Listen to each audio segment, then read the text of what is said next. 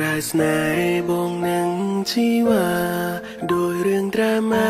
ได้เกตะไตពួកយើងស្គាល់គ្នា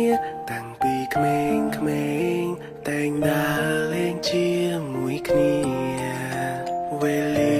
ចេះតែទៅមុំបងក៏ឈុំលៀងទុំរឿងក្នុងបេះដូ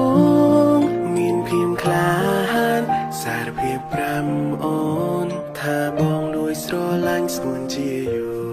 ររឿងមួយដែលបងរំភើបជាងគេក្នុងជីវិតគឺว่ามันមានចិនលើបងដែរ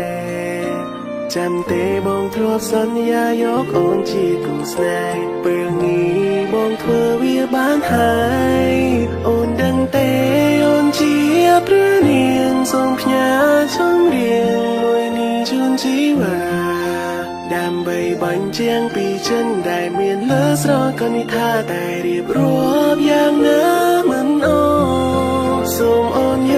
កបេះដូងមកមើលរាល់ក្រុមទង្វើបងធ្វើដោយចិត្តស្មោះនឹងត្រាំត្រង់ត្រកមចិនមើលថែអូនមិនឲ្យតងជាតិនេះរួដើម្បីមើលថែរូបស្រស់ជីវាចាប់ពីថ្ងៃនេះណាបងនឹងជីវារស់នៅជាមួយគ្នា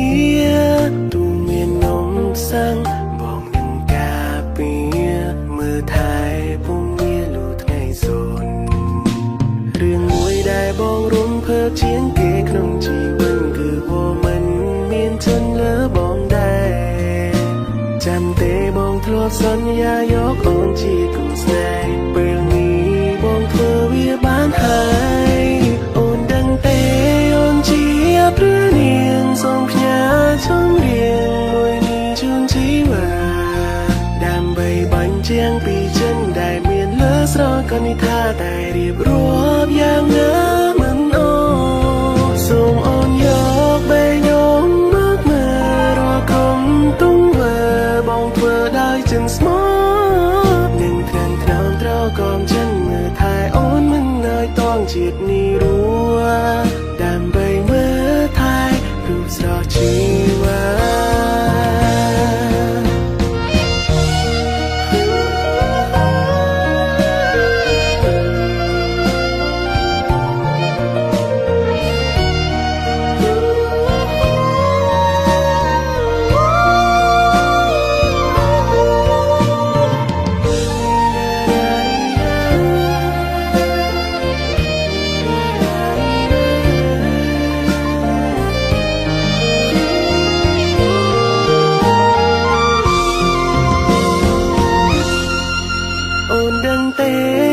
ជា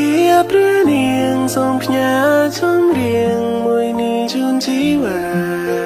ដើម្បីបញ្ជាំងពីចិនដែលមានលើស្រកនិថាតែរៀបរាប់យ៉ាងណាមិនអូ